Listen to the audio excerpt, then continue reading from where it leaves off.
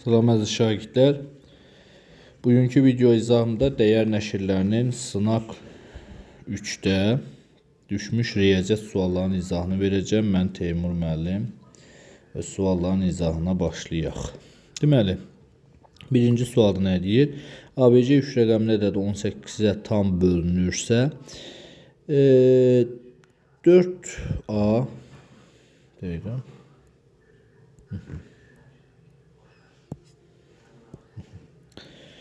4AB 3C 5 rəqəmli ədədin 9-a bölməsini alınan qalır. ABC 3 rəqəmli ədədi 18-ə tam bölünür. 18-ə tam bölünən bir ədəd sonu, məsələn ABC ədəd 18-ə tam bölünürsə, 18-in vuruqları nədir? 2, 9. Yəni qarşılıqlı zadələr götürməliyik. Yəni ABC ədədi 2 və 9-a bölünürsə, deməli C ədədi ya 0-dır, ya da ki cüt ədəd. Yəni belə deyək də, ümumi hal üçün C-ni yerinə biz nə qoya bilərik? C-ni yerinə qoya bilərik 0, 2, 4, 6, 8 bunları. Ümumi vəziyyət üçün də A üstəgəl B üstəgəlsin C ədədi 9-a bölünən bir ədəd olmalıdır. Bu cəm 9-a bölünməlidir. İndi 5 rəqəmli ədədin 9-a bölünməsindən alınan qalığı tapın.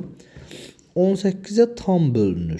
Deməli 18-ə tam bölünürsə, mən buradan belə başa düşürəm ki, C ədədi burada.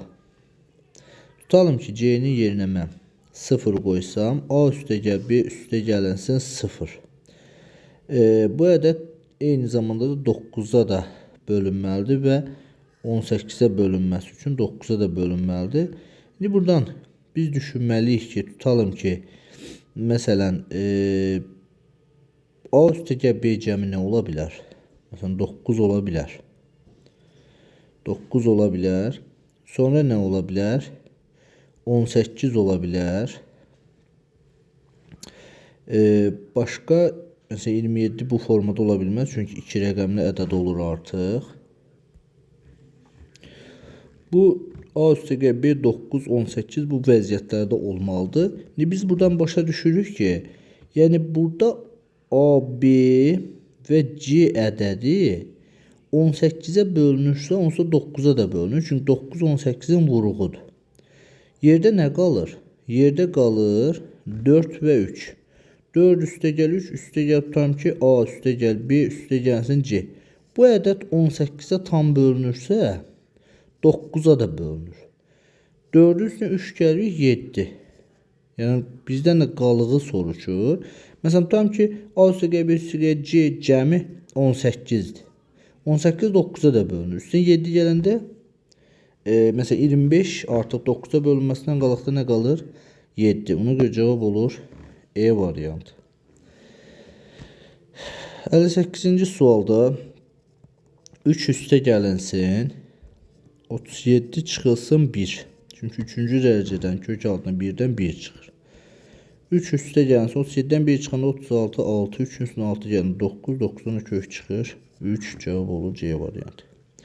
İxtisar olunduqda 9-da 4 kəsirinə bərabər olan bir kəsirin sürətini 2 əlavə olunduqda 2-də 1-ə bərabər bir kəsir alınır. Məsələn, ixtisar olunduqda 9-da 4 kəsirilirsə, deməli, nəticə etibarilə 4x, 9x bu formalı bir kəsirdir. İndi, kəsirin sürətinə 2 əlavə olunduqda, 2-də 1-ə bərabər bir kəsir alınır.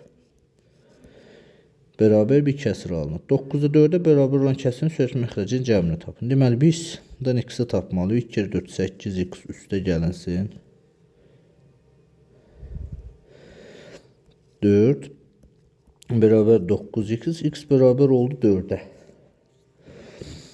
Deməli, buradan belə çıxır ki, x 4-ə bərabərdirsə, biz də 9-da 4 bu formalı bir kəsir yazmışdıq. X-in yerinə 4 qoysaq, 16, bu da eləyər 36. Sürət və məxrəcin cəmi də eləyər 52. Cavab olur D variantı. 60-da x kvadrat üstə y kvadrat cəmini tapın deyir bizə. Mən belə bir şey yazıram. X üstə gəl. Ya da bunu belə deyək. Gəl bunu belə eləyək. Bax, bu ifadəni kvadratı yüksəltsəm nə baş verər? X kvadrat üstə gəlsin 2xy üstə gəlsin y kvadrat bərabərdir 49-a. X, y nədir? 5. Gətirib burada 5 qoyacağım. 2x kvadrat üstə y kvadrat üstə 2-ni 5-ə vuranda 10 bərabərdir 49. X kvadrat üstə y kvadrat qalır 39. C variantı. 61-də. A sayda fəhlə bir işi B günə bitirərsə. Məsələn, A sayda fəhlə bir işi B günə bitirirsə, A çıx C sayda fəhlə eyni işi neçə gündə yerinə yetirər? A çıx C sayda fəhlə bir işi tutalım ki, bir x gündə. Biz x-i tapmalıyıq. Amma burada bir məsələ var. Biz bilməliyik buradan bu tənasüb düzdür yoxsa tərs tənasübdür. İndi fikirləş, fəhlənin sayını artıranda iş nə olar? Azalar. Məsələn, bir var ki, 5 fəhlə bir işi 10 günə yerinə yetirirsə, məsələn, 10 fəhlə neçə günə yerinə yetirir? 5 günə. Fəhlənin sayı artdı, onda gün nədir? Azaldı. Gün azaldı. Deməli, biz buradan başa düşürük ki, fəhlənin sayı ilə həmin işə sərf olunan zaman tərs mütənasibdir. Tərs mütənasib cəmiyyətdə biz bu formada yazırıq. A-nı B-yə vurmalıyıq. A çıx C-ni də X-a. İndi X-i tapmaq üçün A vur B bərabərdir. A çıx C vurulsun X. Buradan da X bərabərdir. A vur B böl A çıx C. A variantı. 62. Aşağıdakilərdən hansı üçbucağın tərəflərinin uzunluqları ola bilər? Üçbucaq bərabərsizliyini biz bilirik. Məsələn, bir dənə üçbucaq çəkim, göstərim sizə. Üçbucaq bərabərsizliyi məsələn A, B, C. Üçbucaq bərabərsizliyi bu idi ki, əgər biz üçüncü tərəf tapmaq istəyirsə, məsələn, buradan tutalım ki, C tərəfini tapmaq istəyirəmsə, C böyük olmalıdır A çıx B-dən, kiçik olmalıdır A üstə gəl B-nin cəmindən. İndi burada da hansı üçbucağın tərəflərinin uzunluqları ola bilər? Yerinə gətirək qoyaq. Tutalım ki. Məsələn, 3, 5, 8. Məsələn, 8 ola bilərmi? 8 ola bilməz. Səbəb, burada gətirib 3 üstə gəlsin 5, böyükdür 8-dən. Deyil axı. Deməli, A variantı ola bilməz.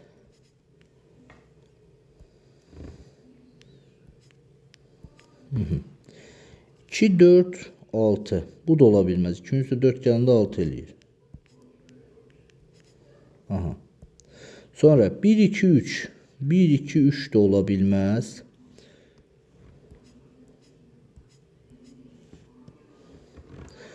4, 6, 7. 4, 6, 7-yə baxaq görə bilər. Məsələn, 4-ün üstünə 6 gələndə 10. Böyükdür 7-dən. Böyükdür 2-dən ola bilər. Məsələn, 7-dən 6 çıxanda 1, kiçikdir ola bilər. 7-dən 4 çıxanda ola bilər. Yəni, D variantı ola bilər. Məsələn, yoxlamaq məqsədindən tutarım ki, E variantını yoxlaya bilərsiniz. Məsələn, yoxlayaq görək. 3, 1, 8. Bu ifadə ola bilərmi? Məsələn, 3-ü isə 1 gəlsəm 4. 4, 8-dən böyük ola bilməz axı. Bəli, deməli, E variantı da ola bilməz. Bizim düzgün cavabımız oldu. 4, 6 və 7. Üçbucaq bərabərsizliyinə görə. Aşağıdakı ədədlər cütlərinin neçəsi qarşılıqlı əksdir? Qarşılıqlı əks ədədlər nədir? Baxın uşaqlar, qarşılıqlı əks ədədlər, məsələn, tutalım ki, A ədədinin əksi nədir? Mənfi A. Yəni, cəmi sıfıra bərabər olan ədədlər qarşılıqlı əksdir. Tərs ədədlər isə, məsələn, A ədədinin tərsi nədir? 1 böl A. Hasili 1-ə bərabər olan ədədlər qarşılıqlı tərs, bu isə qarşılıqlı əks. Bunu tutalım ki, bir xassası olaraq qeyd edib götürə bilərsiniz. Belə. Bunu qoyaq, dursun burada. İndi keçək izaha. Aşağıdakı tərcümənin neçəsi qarşılıqlı əksdir? Məsələn, bunların cəmi 2 eləyir. 0 eləməlidir. Qarşılıqlı əks deyil. Bunların cəmi 0 eləmir. Bunların cəmi məsələn 0 eləyir. Bax, bunların cəmi 0 eləyir. Bunların cəmi 0 eləyir. Bunların cəmi 0 eləmir. Məsələn, 1-i 4-ə vuranda 4-də 5 cəmi 0 eləmir. Cavab olur 2 dənəsi. 3-dən 4. İkisi. ABC üçbucağında bucaq B, AD 62 dərəcə. Onda buranın da 62 dərəcə olduğunu bilirik. Çünki bərabər yanlış şərti verib. Şərti şəklə baxmaq lazım. Sonra AB, BD, DC bunlar bir-birinə bərabər. ABC-ni soruşur. Bax, məndən ABC-ni bu hissəni tam soruşur. Bu yaşıl qaraladığım hissəni bizdən tam soruşur. 62 62-dirsə üçbucağın daxili bucaqları və şəkli çəkib göstərirəm. Bu üçbucağın ABD-nin daxili bucağı 180 dərəcə olması üçün 62 vur 2-yə 4, 12, 124. 180-dən də 124 çıxanda, ondan 4 çıxanda 6, 7-dən 2 çıxanda 5, 56 dərəcə. Bax, bu hissə 56 dərəcə. Eyni zamanda mən bura alfa, burada alfa yazmalıyam. Çünki buradan BDC də bərabər yanlıdır. Və buranın 180-dən 62 çıxanda 180 çıx 62. Deməli 8. Ondan 2 çıxanda 8. 7-dən 6 çıxanda 1, 1. 118 dərəcə olduğunu bilirəm. Bunda alfanı tapa bilərəm ki, 2 alfa bərabərdir 62-yə. Həm də 2 daxili bucaq özünə qonşu olmayan xarici bucağa bərabərdir. Alfa bərabərdir 31 dərəcə. Alfanı tapdıq ki, 31 dərəcədir. Burada oldu. Deməli 31 dərəcə. Onda biz artıq ABC-ni tapa bilərik. 56 üstə gəlsin 31 dərəcə. Bu deyil 87 dərəcə olur D variantı. Keçdik 65-ci suala. İfadəsinin qiymətini hesablayalım. Birinci, bax, bu gördüyümüz bu ifadənin qiymətini hesablamaq lazımdır. Yazıram 3 kök altında 2. Bu kök altında 2-ni 2-yə vururam. Eləyir 2 kök altında 2. Çıx kök altında 2 bölünsün 2-yə. Bərabər 3 kök altında 2. 2 kök altında 2-dən kök altında 2 çıxanda kök altında 2 qalır. Böl 2. Kök altında 2-lər getdi. 2 də qalxır yuxarı. Niyə qalxır? Bax, səbəbini deyim sizə. Belə deyək də, məsələn, 3 kök altında 2 bölünsün kökdə 2 böl 2 deməkdir. Əgər hər hansı ədədi kəsirə bölürüksə, nə edirik? Həmin kəsir tərsinə çevrilib vurulurdu. Tərsi də bu deyil. 2 böl kök altında 2. Kök altında 2-lər gedir. 3 2-yə vuranda 6. 11 çıx 6 cavab eləyir 5. 66-da hasilini tapın. Məsələn, onluq kəsirlərin hasildir. Nisbətən, məsələn, onluq kəsir kimi vursan, biraz iş var burada. Amma bunu adi kəsirə çevirəcəm. Məsələn, 2 tam %75. 25-i ixtisar getsə nə qalır? 2 tam, burada 3, 4. Bunu düzgün olmayan kəsirə çevirirəm. 4-də 2, 4, 8, 11. Deməli, 4-də 11 oldu birinci vədəd. İkincisi 3 tam 10-da 6. Bu deyilir 10-da 36. 10-da 36. Vurulsun 3-də 1. Belə. Deməli, 4-dən 36 gedər, burada qalar 9. 9-dan da 3 gedər, burada qalar 3. Olur elə 33 bölünsün 10. Bu deyilir 3 tam 10-da 3. C variantı. 176 dərəcəli bucağın təpəsindən çıxan şuva. Deməli, Təpəsindən çıxan şüa onu 4-7 nisbətini 2 bucağa ayırır. Yəni çox sıx bu sınaqlarda düşən sual tiplərdir. 4K 7K nisbətində bölməlisən. Yəni birinci işin budur. 176 dərəcədir. Yəni bax bu bucaq bax bu bucaq ümumi 176 dərəcədir. Hə, onda 4K üstə gəlsin 7K bərabər 176 dərəcə. 11K bərabər 176 dərəcə. Yəni K bərabər 17-nin 11-ə böləndə 1, 6, 16 dərəcə. Bu bucaqların fərqini tapın. Fərqin bucaqları ayrı-ayrı tapıb da hesablaya bilərsiniz. Və yaxud bu bucaqların fərqini istəmir. 7K-dan çıx 4K. Nə qalır? 3K. 3-ü vur 16-ya. Cavab 48. Yəni ayrı-ayrı bucaqları da tapıb yaza bilərsiniz. O sadəcə biraz vaxt ala bilər. Ona görə ən yaxşısı bu metoddur ki, ayrılmış hissələri çıxasın. Tənliyin böyük kökünü tapın. Məsələn, buradan Viye teoremindən əslinə qalsa tənliyin köklərini görmək olur ki, tənliyin kökləri -7 və -5'dir. Müəllim, hardan bildiniz? Tənliyin köklərinin hasili 35'dir. Tənliyin köklərinin cəmi də -12'dir. Müəllim, axı orada müsbət 12'dir. Bunun əksi götürülür. Axı çevrilmiş kvadrat tənlikdə bax bunun əksi götürülür. Məsələn, -12 olmalıdır. Bəs Viye teoremi yadından çıxıb və yaxud da Viye teoremi görə bilmirsən. Necə eləyirsən? Normal qayda. Diskriminantı tamam Viye teoremi bilməlisən. Çünki elə həllər ola bilər ki, sənə tənliyin köklərini soruşmaz, köklərinlə bağlı hər hansı bir misal əldə soruşa bilər. Ona görə Viye teoremin bilmirsənsə də öyrən. Diskriminantı tapaq. D bərabər B kvadrat çıx 4AC. B-nin yerinə qoy 12-ni. 12'nin kvadratı 144 çıx 4AC. A 1'dir. A əmsalı x kvadratın qabağındadır. C-dəki bu C-dir. 35'dir. 4'ü 35'e var. 4 kere 5 20. 4 kere 3 12 140. Buradan çıxdı 4. X1 bərabərdir. Deməli, -12 çıx 2 bölünsün 2. -7. X2 bərabərdir. -12 üstə gəl 2 bölü 2. -5. Cavab oldu. -7. -5. Yəni B yaxtı kökləri ilə tapmışdıq. Bizdən böyük kökün soruşur. Baxın uşaqlar, diqqətli olun ha burada. Böyük kökün soruşur səndən. Sən durub hə -7-ni görüb -7 götürməli. Sən bilirsən ki, mənfi ədədlərdə sıfıra yaxın olan böyük olur. Burada da sıfıra yaxın olan -5'də cavab olur. C variantı. A çoxluğu 15'dən kiçik sadə ədədlər çoxluğu olarsa, ENA-nı tapın. 15'dən kiçik sadə ədədlər çoxluğudur. ENA o deməkdir ki, A çoxluğun elementlərin sayını.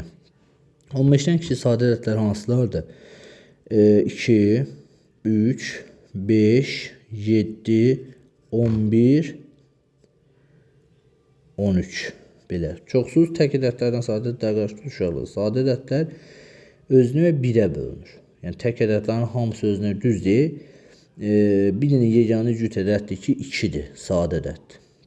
Qalan cüt ədədlərin hamısı mürəkkəbdir. Amma tək ədədlərin hamısı sadə deyil.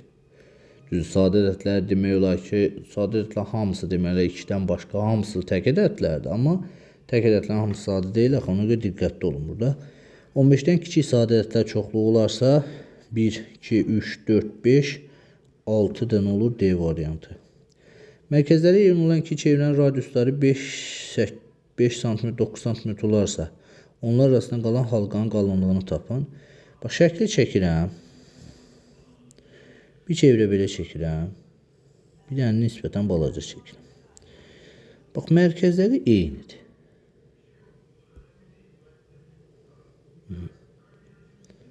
Biraz daha artıq belə düşsün. Əla.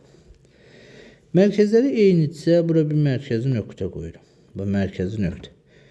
Və başqa rəngdən göstərirəm. Bax, bu böyük çevrənin radiusu 9 cm. İndi də nisbətən sarı rəngdən qoyum.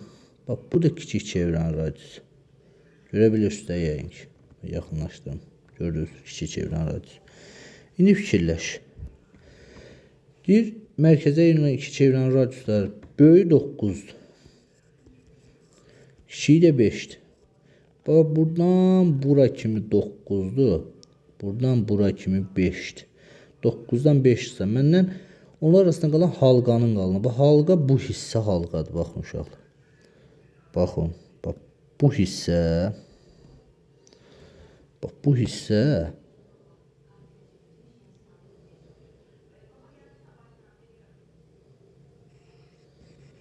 Bax, bu hissə halqadır artıq. Yəni bunu bilin. Bu belə. Halqanın qalınlığını istəmir bizdən. 9'dan 5 çıxırsan 4. B variantı. 71'də. Yazıb x kvadrat üstə gəlsin 2ax bərabərdir 3. Tənlinin köklərinin kvadratları cəmi 10 olarsa. Bax, tənlinin köklərinin kvadratları cəmi. Bax, bu. Tənlinin köklərinin kvadratları cəmi. Demir tənlinin cəminin kvadrat, köklərinin cəminin kvadratı. Deyir tənlinin köklərinin kvadratı. Tənlinin cəminin kvadratını istəsə, sənə əslində bunu deyir. Amma tənlinin köklərinin kvadratları cəmi ayrı-ayrılıqda.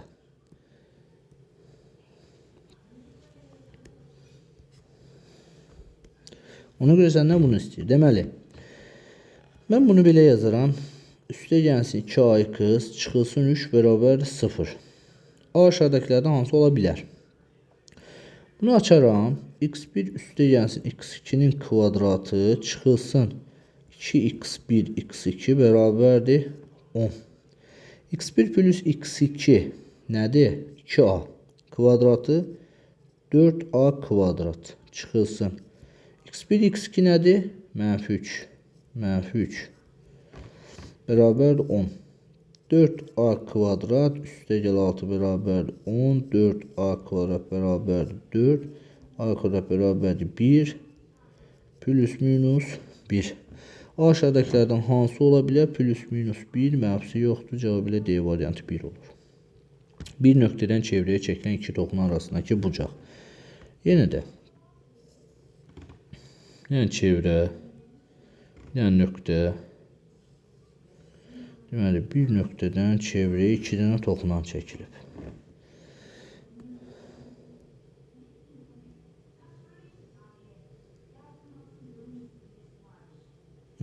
İki dənə toxunan. Görək nə deyir bizə? Toxunanlar arasındakı bucaq 40 dərəcə. Bax, bu bucaq verib 40 dərəcə.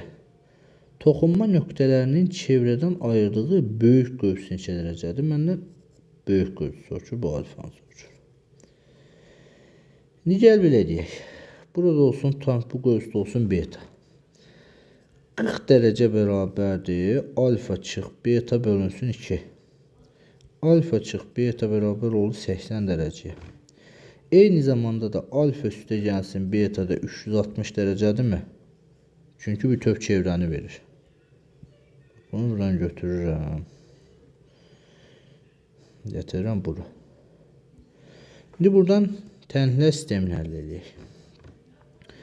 Tənhilər sistemini həll edəsək, məndən ayırdığı böyük qövs neçədir? Yəni alfanı soruşur. Toplasam elə 2 alfa bərabər 360 80 gələndə 440 dərəcə. Alfa bərabər olur 220 dərəcəyə. 220 dərəcə. Belə. 3 misli ilə yarısının cəmi 31,5 olan ədəd tapın. 3 misli ilə, məsələn, hər hansı bir x ədədidir. 3 misli ilə yarısının cəmi 31,5. 31,5 olan ədəd tapın. Hər tərəfi 2'yə vuram. 6x üstə gəlsin x bərabər. Bunu da 2'yə vurmalıyım. Sağı vurmuşam, solu vurmuşam, sağı da vurmalıyım. 2 ilə 5 10. 2 ilə 1 2 3. 2 ilə 3 6. 63.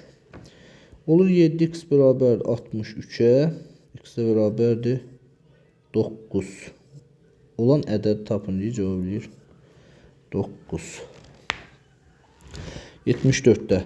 A'nın hansı qiymətində tənliyin həlli yoxdur? Xətt tənlilərə aid olan sualdır. A çıxılsın 3 vurulsun x bərabər 5.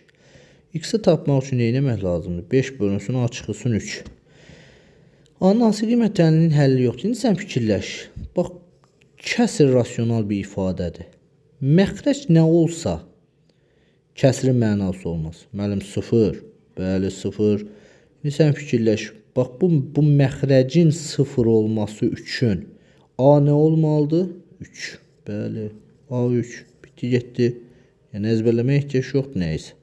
A3 olsa mənası olmur. Bax, A-nı yeni 3 qoy. 3-dən 3 çıxana 0. 0 vur x bərabərdir 5. Elə bir x ədədi var ki, 0-a vuranı 5 eləsin. Xeyr. Deməli, tənliyin həlli yoxdur. A-nın hansı qiymətini? 3 qiymətində. Çox həddinin dərəcəsini tapın. Baxın, bunu 4-cü dərəcəyə yüksəltməyə ehtiyac yoxdur. Ümumiyyətlə, çox həddin dərəcəsi nə deməkdir? İçərisində olan bir hədlinin ən böyük dərəcəsi. İndi mən bu x kvadratın 4-cü dərəcəyə yüksəltsəm nə olar? X üstü 8 olar. X üstü 8-dən böyük bir dərəcə əmələ gələ bilər orada. Yəni, bu çox hədli gələcəkdə keçsiz binomial əmsaldan açılır. Yəni, siz elə keçməmişsiniz də onu. Amma ümumi olaraq çox həddin 4-cü dərəcəyə yüksəltməyə ehtiyac yoxdur. Sadəcə x üstü 8 kimi götürə bilərsiniz. Çünki x kvadratı üstü 4 olur. Birincinin dərəcəsi kim olur? Çox həddin dərəcəsi 8. 76-da. 250 manata ev kirayəsi verən bir kişinin kirayə qiyməti 400 manat qalxır. Ev kirayəsi verən bir işçinin, mən də kişini oxuyuram, kirayə qiyməti 400 manat qalxır. Kirayə qiyməti maaşının 20% qədər artmış olarsa, işçinin maaşı neçə manatdır? Kirayənin qiyməti maaşının 20% qədər artmış olarsa, maaşının 20%. Məsələn, bu adam tutalım ki, 250 manat ev kirayəsi verən bir işçinin kirayə qiyməti 400 manat qalxır. 400 manat qalxırsa olur nə qədər? 650 manat. Kirayə qiyməti maaşının 20% qədər artmış olur. Bax, maaşının 20% 400 manatdır. Kirayə 650 manat olmalı deyil ki, deyir ki, 250 manat ev kirayəsi verən bir işçinin kirayə qiyməti 400 manat qalxır. 400 manata qalxır. 400 manata qalxır. Bəli. 400 manata qalxırsa, bu adam 400-dən 250-ni çıxar. 150 manat bunun kirayə qiyməti qalxıb. Kirayə qiyməti deyil, maaşının 20% qədər artmışdır. Bu adam maaşı tutalım ki, x manat alır, 100%'dir. 150 manat kirayə qiyməti deyil, maaşının 20% qədər artmışdır. Maaşının 20%'ni təşkil edir 150 manat. Buradan x-i tap. 150 vur 100 bölünsün 20. Bunlar getdi. Qaldı 5. 750 manat.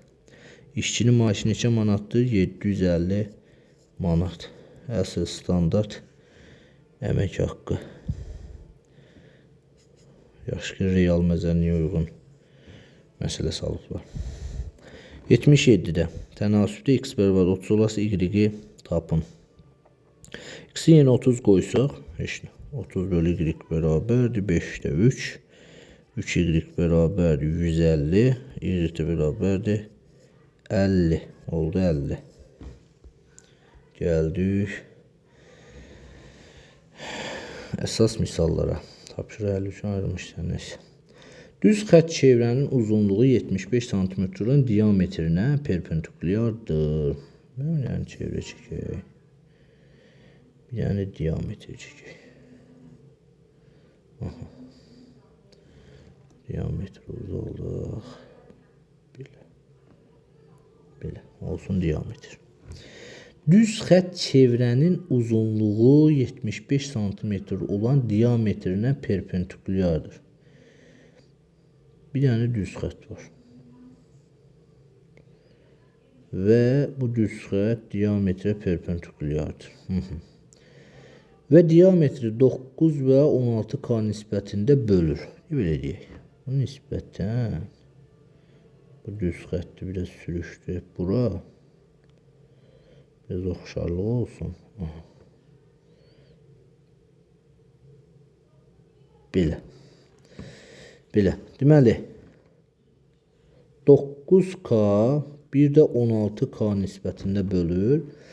Və diametrin uzunluğu 75'dir. 9K'nın üstüne 16K gəlsəm nə eləyir? 25K. Bərabərdir 75K bərabərdir 3. Bu düz xəttin çevrə daxilində qalan hissəsi neçə santimetrdir? Yəni bu düz xətt əslində qalsa, bu düz xətt bu formadadır da. Məsələn, mən ümumi bu çevrəni biraz bu tərəfə çəksəm, bu düz xətt tam ki belə bir şeydir də. Sağa sola, yəni genişlənmiş bir düz xəttdir. Belə keçir gedir. Məsələn, bu formada keçir gedir. Belə deyək. Bu da perpendikulyarlıq işarəsi. Belə düz xəttdir. Bu düz xəttin çevrə daxilində qalan hissəsi neçə santimetrdir?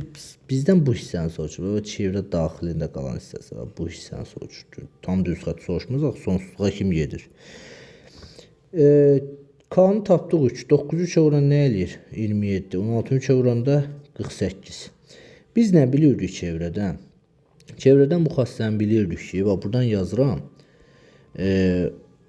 Sol tərəfdən yazıram, fikir verin. Bax çevrədə bu xassəni bilirdik ki, əgər çevrənin mərkəzindən keçən hər hansı bir xətt, məsələn belə deyim, bax bu formalı bir xətt, mərkəzdən keçən, tutalım ki, çevrənin mərkəzindən keçən xətt vətərə perpendikulyardırsa, vətərə perpendikulyardırsa, həm vətəri yarı bölür, həm vətəri yarı bölür.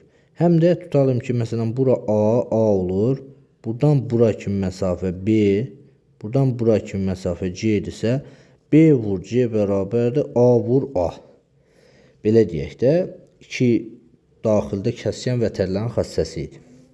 İndi biz buradan bilirik ki, 27-48'də bu düz xəttin çevrə daxilində qalan hissəsi neçə santimetrdir? Bax, buranı təmizləyirəm. Artıq ayırdığı hissələrdə bilirik. Çevrənin diametrini də bilirik. Bax, K'nı tapmışıq 3. İndi fikir verin. Mən mərkəzi nöqtə qeyd edirəm. Bir dənə çəkirəm radius mərkəzə. Çevrənin uzunluğu, deməli bu düz xəttin çevrə daxilində qalan hissəsi neçə santimetrdir? Əslində qalsa, şuna ehtiyac yoxdur. Radiusa da ehtiyac yoxdur. Bura neçə tapdıq? 27. Bura neçə tapdıq? 48. Bura nədir? A. Elə A vur A bərabərdir 48 vur 27-yə. A kvadrat bərabərdir 48 vur 27-yə. A da bərabər kök altına 48 vur 27. Deməli, bunu götürək. Qoyaq bura. Hesablayaq da.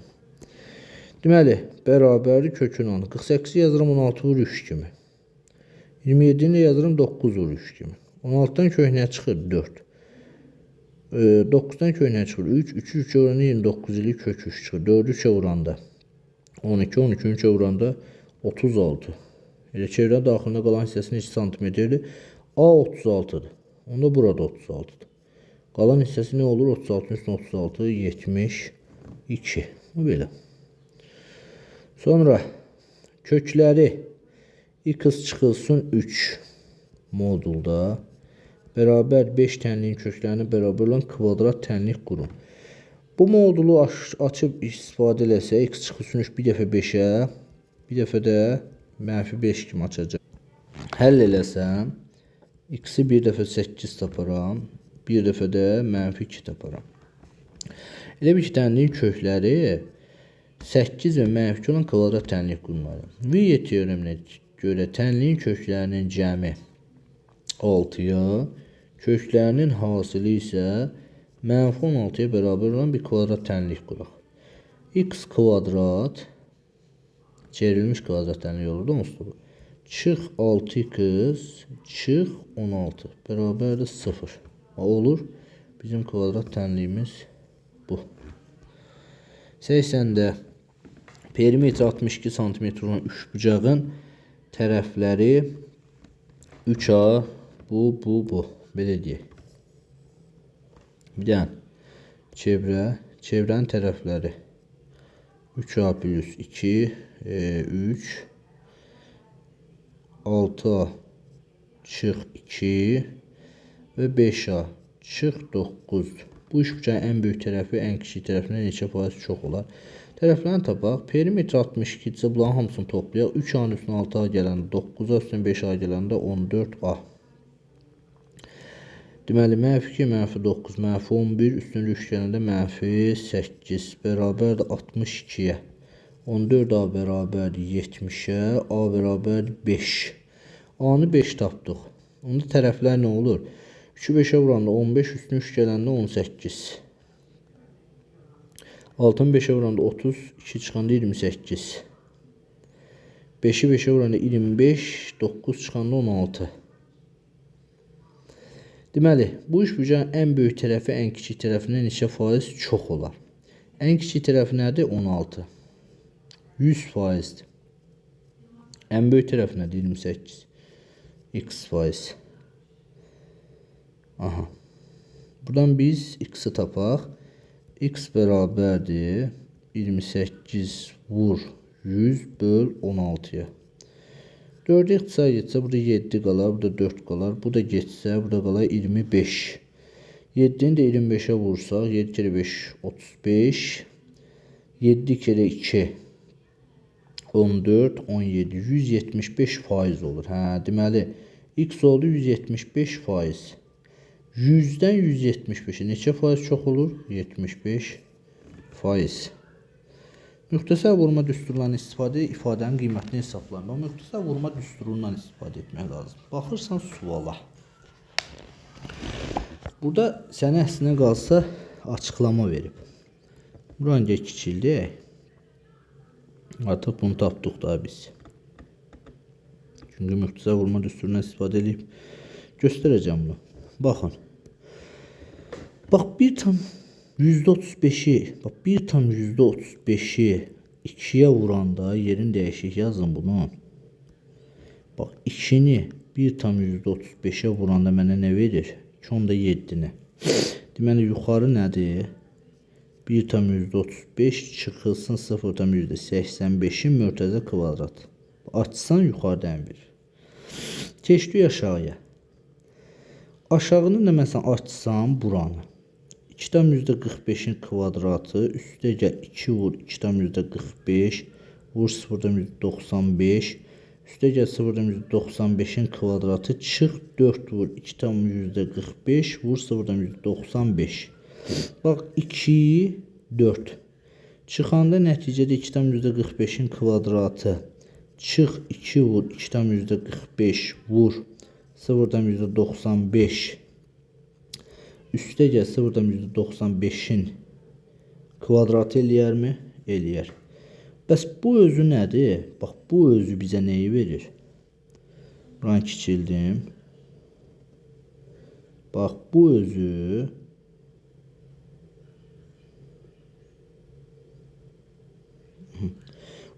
bizə verir.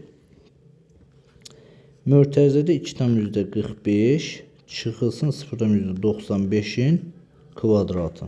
Düzdür? Düzdür.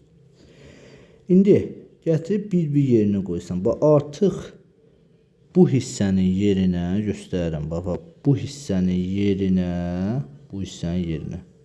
Mən qoyacağım elə bunu. Təkcə bunu, bax, bunu.